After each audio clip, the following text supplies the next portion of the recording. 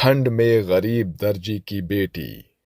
वो गरीब दर्जी आंखें गड़ाए हुए सिलाई मशीन पर बैठी लोगों के कपड़े सिल रही थी कि अचानक से उसके हाथ रुक जाते हैं। लाख लोगों के कपड़े सिलकर भी अब तक घर का किराया नहीं जुड़ा और मकान मालिक ने मुझे कल तक की मोहलत दी है। क्यों भगवान, मेरी किस्मत पर अपनी कलम चलाकर मुझे गरीब बनाकर क्या मिला? अब बस कल इस लाचार माँ की लाज रखना। जैसे तैसे रात गुजरती है कि सवेरे की किरण छटते ही मनचंद जोर जोर से दरवाजा पीटकर बोलता है, दामिनी, अरे ओ दामिनी, दामिनी, अरे दरवाजा खोलो। अरे मनचंद जी, आप यहाँ? अरे क्यों, क्या अब मेरी ही जमीन पर कदम रखने के लिए मुझे मलकियत मांगनी पड़ेगी? जल्दी से मकान का पैसा दे। इस बार मैं तेरी बहानेबाजी में आकर तुझे बख्शने वाला नहीं हूँ। मनचंद जी, मुझे थोड़े से वक्त की मोहलत दे दीजिए। मेरे पति काम करने परदेश गए हैं। उनके आते ही मैं आपकी पाई पाई चुका दूंगी।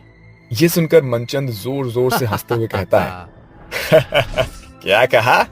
तेरा पति परदेश गया है? अरे अपने दर्जी की दुनिया से बाहर निकल। परसों तेरे पियक्कड़ पति की लाश चौराहे पर पड़ी थी, और इतना ही नहीं, लाश को लावारिस जानकर नगर पालिका के लोग उसी दिन उसे उठा के ले गए। और अब तुम दोनों माँ बेटी भी चलती बनो यहाँ से। मनचंद जी, मुझ गरीब पर ऐसा गजब मत करिए। मुझे और मेरी बेटी को बेघर मत कीजिए। हम कहाँ जाएंगी? अरे कहीं भी जाकर मरो, मुझे उससे क्या करना है। उस दिन गरीब दर्जी दामिनी के सर पर जैसे दोहरे दुखों का पहाड़ आ गिरा था। वो खुद को संभालते हुए सिलाई मशीन और कुछ जरूरत का सामान लेकर निकल पड़ती है, लेकिन बगैर पैसों के उन्हें पनाह देता भी तो कौन। चलते चलते वो एक पाइपलाइन के पास आकर पहुंच जाती है। माँ, हम यहाँ क्यों रुक गए? रानी बेटी, इस वक्त तुम्हारी माँ के पास पैसे नहीं, इसलिए अब यही हमारा घर है। रानी सिर्फ 10 साल की ही थी, मगर उसके अंदर दुनियादारी की बड़ी समझ थी। अब दोनों माँ बेटी ने बड़े से पाइपलाइन के अंदर ही अपना बसेरा बना लिया। दिन बदलते गए और सर्दियां शुरू हो गई। माँ, मुझे बहुत तेज ठंड लग रही है। हम ये ठंड का मौसम इस पाइपलाइन में कैसे काटेंगे? तू चिंता मत कर रानी बिटिया, मैं कुछ करती हूँ। अपनी बेटी को दिलासा देते हुए वो दर्जी माँ लोगों के घर का दरवाजा खटखटा कर लोगों को कपड़े सिलने की बात बताती है, मगर उसका बिगड़ा हुआ होलिया देखकर सभी उस गरीब दर्जी को दुत्कार देते हैं। हर जगह देख लिया, कोई भी मुझसे कपड़े नहीं सिलवाना चाहता। अब क्या होगा? अब क्या होगा? बगैर पैसे के मैं मेरी बेटी के खातिर स्वेटर कैसे खरीदूंगी? दामिनी खुद में बड़बड़ाती हुई आगे बढ़ ही रही होती है कि उसके कदम एक रईस घर के आगे रुक जाते हैं। शायद यहाँ बात बन जाएगी। बहन जी, दरवाजा खोलिए। एकाएक झटके से दरवाजा खुलता है और सामने खड़ी मंजुला झझकते हुए कहती है, कौन हो तुम? क्यों दरवाजा खटखटा रही हो? माफी चाहती हूँ बहन जी, मैं एक गरीब दर्जी हूँ। पैसे की तंगी के चलते मेरा घर छिन गया, जिस मारे मैं और मेरी बेटी बेघर हो गए हैं। यहाँ पास ही के पाइपलाइन में रहती हूँ। अगर आपको कपड़े सिलवाने हो तो मुझे बताना। अरे बाजार में टेलर की कमी पड़ गई है क्या, जो मैं तुझ जैसी गरीब दर्जी को अपने कपड़े सिलने को दूंगी? चल भाग यहाँ से, पता नहीं चले आते हैं कहाँ कहाँ से मुंह उठाकर। इस तरह मंजुला बेरुखी दिखाकर गरीब दर्जी के मुंह पर दरवाजा बंद कर देती है।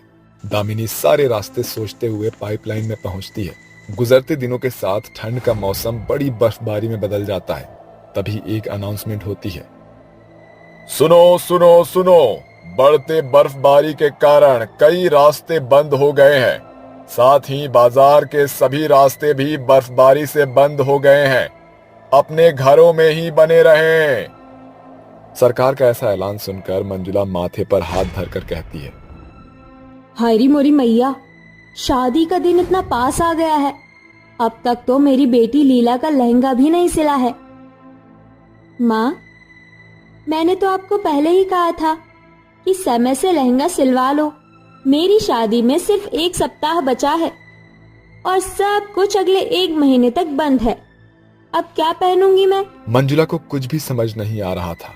तभी उसकी आंखों पर उस गरीब दर्जी की छवि उभर आती है और वो कपड़ा लिए उस पाइपलाइन के पास आती है जहां दोनों माँ बेटी ठंड से ठिठुर रही थी। तभी दामिनी बाहर आती है। अरे बहन जी, आप हाँ, वो बर्फबारी के कारण बाजार बंद हो गया है, इसीलिए मैं चाहती हूँ कि तू मेरी बेटी का लहंगा सिल। अगर मेरे दिए समय तक तूने ये लहंगा सी दिया तो बदले में मैं तुम्हें 30,000 रुपए दूंगी। याद रहे, ये लहंगे का कपड़ा बहुत कीमती है, इसीलिए कोई भी भूल चूक मत करना, वरना खामियाजा तुम्हें भरना होगा। दामिनी को अपने हाथों की सिलाई पर आंखें बंद करके भरोसा था, इसलिए 30,000 की रकम सुनकर उसकी आंखों में ठंड को मात देने की आस छिटक पड़ती है। वो इस मौके को छोड़ना नहीं चाहती थी। फिक्र मत कीजिए बहन जी, मैं ये लहंगा सिलूंगी। मंजुला वहां से चली जाती है और नन्ही सी रानी बोलती है, देखो माँ, भगवान ने जहाँ सभी के लिए सारे रास्ते इसलिए बंद कर दिए ताकि मेरी दर्जी माँ को कपड़े सिलने का मौका मिल सके। तू बिल्कुल सही कहती है रानी बेटी, मुझे आज से ही काम शुरू करना होगा। माँ, आप सिर्फ अपना लहंगा सिलो, खाना आपकी बेटी बना लेगी। रानी के शरीर पर सिर्फ एक कोरा कपड़ा था जिसमें ठंड उसके शरीर को आर पार कर रही थी। वो जल्दी से लकड़ियां चुनकर लाती है और चूल्हे पर खाना बनाने लगती है। वो जलता चूल्हा ठंड में गरीब रानी के शरीर को कुछ पल के लिए ही सही मगर गर्माहट दे रहा था। कुछ देर बाद, माँ देखो, कितनी देर रात हो गई है, खाना खा लो। रानी बेटी तू सो जा, मुझे आज रात भर में लहंगे का ब्लाउज बनाना है, क्योंकि लहंगे की बनावट में ज्यादा समय जाएगा। वो मजबूर दर्जी माँ अपनी भूख प्यास मारकर अपनी मेहनत में इस कदर मगन थी कि उसे सर्दी के सिहरते अपने रोए तक नहीं दिख रहे थे। रानी जल्दी से खाना लेकर अपनी माँ का हाथ रोकते हुए खाना खिलाने लगती है। पहले कुछ खा लो माँ, खाओगी नहीं तो काम कैसे करोगी? ये सुनकर दामिनी की आंखों में ठहरे हुए आंसू फूट पड़ते हैं और वो फपक फपक कर रोते हुए बोलती है, भगवान मुझ गरीब माँ को कैसा दिन दिखा रहा है। जिस उम्र में तेरे हाथों में कलम होना चाहिए, उस उम्र में तेरे कच्चे कंधों पर चूल्हा चौका संभालने का बोझ आ गया है। माँ, तुम खुद को दोष क्यों देती हो? मुझे अच्छा जीवन देने के लिए जब मेरी दर्जी माँ ठंड को भूलकर भूखे प्यासे मेहनत कर रही है, तो मैं इतना भी नहीं कर सकती? फिर दोनों माँ बेटी खाना खाने लगती है। थाली में सिर्फ प्याज और कुछ रोटियां थी, लेकिन कहते हैं ना कि भूख में तो रूखा सूखा भी अमृत का स्वाद देता। ऐसे ही दिन गुजर रहे थे, साथ ही सर्दी का कहर बढ़ रहा था। मगर गरीबी में मजबूर माँ बेटी के पास सर्दी का कहर काटने के सिवा कोई चारा नहीं था। दामिनी बिना रुके लहंगा सिलने में व्यस्त थी। उस गरीब दर्जी माँ की कई दिनों की बड़ी मेहनत ने गहरा रंग दिखाया। मंजुला ने जब अपनी बेटी का सिला लहंगा देखा तो वो बड़ाई करने लगी, अरे वाह, कितना सुंदर लहंगा सिला है तुमने, इतना अच्छा बनावट दिया है तुमने ब्लाउज में, और लहंगा भी कितना लाजवाब सिला है। सच कहा है कहने वाले ने कि भगवान जिसे गरीब बनाता है उसके हाथों में कला कूट कूट कर देता है। मुझे तुम्हारी सिलाई बहुत पसंद आई, इसीलिए मैं तुम्हें 30 के बदले 50,000 रुपए देती हूँ। और तुम बेफिक्र रहो, मेरे सोसाइटी में बहुत सी लेडीज हैं जिन्हें मैं तुम्हारे बारे में बताऊंगी। शुक्रिया बहन जी, ये तो आपका बड़प्पन है जो आपने मुझ गरीब दर्जी पर भरोसा करके अपना महंगा लहंगा सिलने को दिया। आखिर में उस गरीब दर्जी माँ को उसकी सिलाई के मोल के पूरे 50,000 रुपए मिले, जिससे वो पाइपलाइन से निकलकर एक किराए का कमरा लेकर सर्दी के संसाधन भी खरीद लेती है। देखो रानी बेटी, तुम्हारी दर्जी माँ ने तुम्हारे लिए 4 दीवारी का कमरा ले लिया।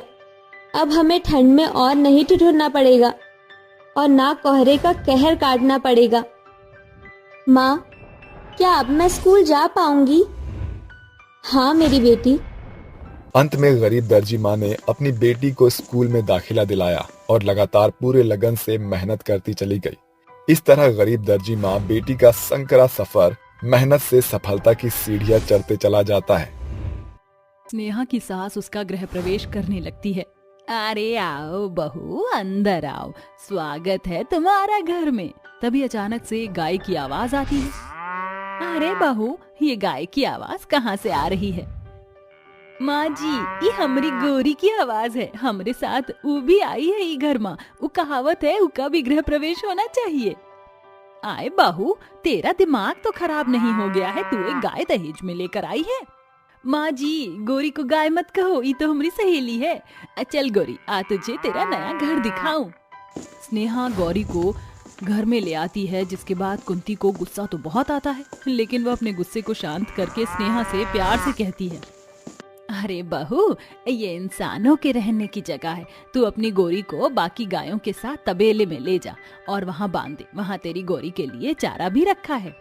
कुंती किसी तरह अपनी बहू को समझाती है, जिसके बाद स्नेहा अपनी गौरी को तबेले में बाकी गायों के साथ साथ बांध देती है और अपने कमरे में चली जाती है। वहीं दूसरी तरफ कुंती अपने पति दुर्गेश से कमरे में कहती है, अजी ये क्या, बहू तो बहुत ही थोड़ा सा दहेज लाई है। अरे दहेज में केवल एक सोफा सेट और टीवी और एक फ्रिज ही है, बाकी कुछ भी नहीं लाई। अरे तो क्या हुआ, बेचारी के माता पिता बहुत गरीब हैं। अब जितना उनके बस का था उन्होंने दे दिया, इसमें बुरा मानने वाली क्या बात है।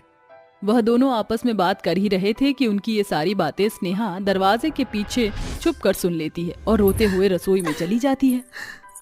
ऐसा क्यों होवत है? एक लड़की जो अपने परिवार को छोड़कर अपने ससुराल आती है एक नई जिंदगी की शुरुआत करने के लिए, उसे भी ससुराल वाले दहेज से तोलते हैं। स्नेहा ऐसा कहकर अपने लाए हुए फ्रिज के सामने रो ही रही होती है कि अचानक से वह फ्रिज हिलने लगता है। उसे हिलते हुए देख स्नेहा बहुत डर जाती है। अरे ई का हुई गवा, ई फ्रिज माँ कौन सी भूत बला घुस गई जो ये हिल रहा है। स्नेहा डरते डरते फ्रिज खोलती है, जिसके बाद स्नेहा फ्रिज के अंदर देखकर हैरान रह जाती है। उसके पैरों तले जमीन खिसक जाती है। अरे ई फ्रिज माँ तो बहुत सारे हीरे हैं, लेकिन ये हीरे आए कहाँ से? स्नेहा को कुछ समझ नहीं आता, जिसके चलते वह फ्रिज को बंद कर देती है और अपनी सास के पास जाकर उससे कहती है, माँ जी आप दहेज के चलते परेशान हो रही, जरा मेरे साथ चलो, मैं आपको बहुत सारे हीरे दिखाती हूँ। ऐसा कहकर स्नेहा अपनी सास को फ्रिज के पास ले आती है, जिसके बाद वह फ्रिज खोलती है, लेकिन फ्रिज के अंदर कोई भी हीरा नहीं होता।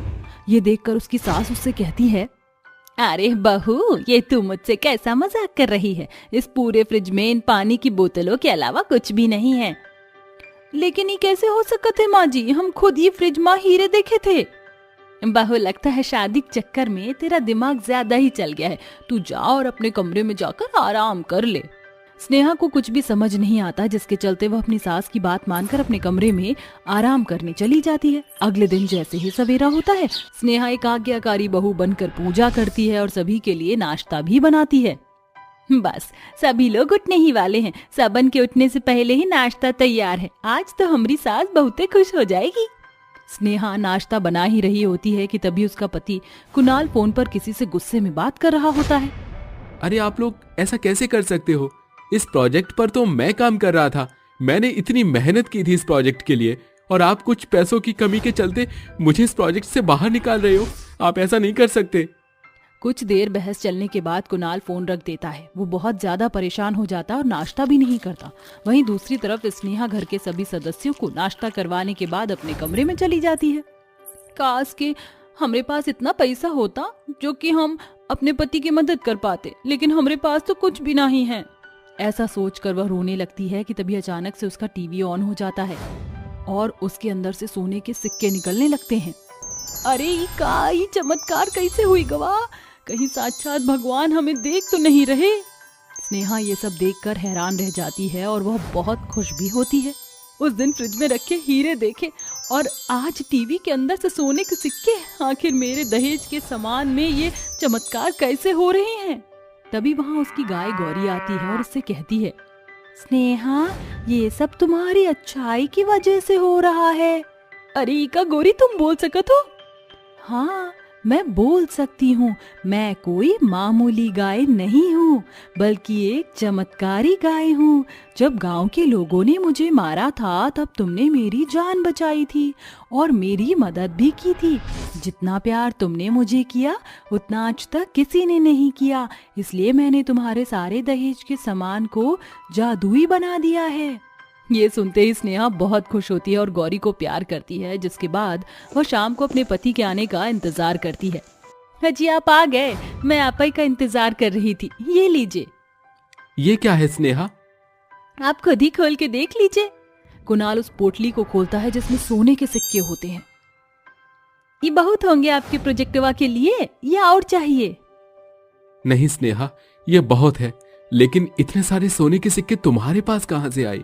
आप ये सब छोड़िए और दिल लगा कर काम कीजिए। कुणाल बहुत खुश होता है। वहीं दूसरी तरफ अचानक से घर पर एक आदमी आता है जो कुंती से कहता है, अरे कहाँ गई कुंती?